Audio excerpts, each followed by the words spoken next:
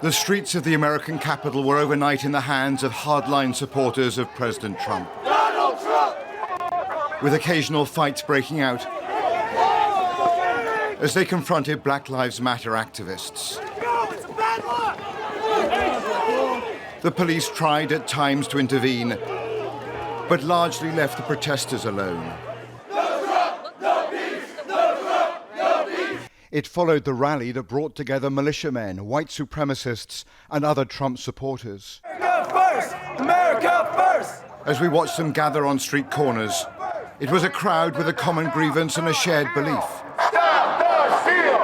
Stop the steal! That this election had been stolen. I can announce to you right now, in high confidence, that Donald J. Trump has been re-elected the United States. USA! USA! Trump's allies on the right will take their lead from the president himself.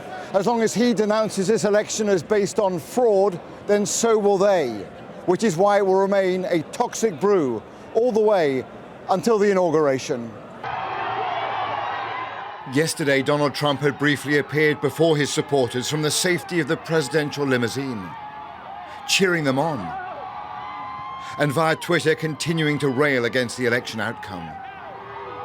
At one point, he seemed to acknowledge defeat, saying of Joe Biden, he won because the election was rigged.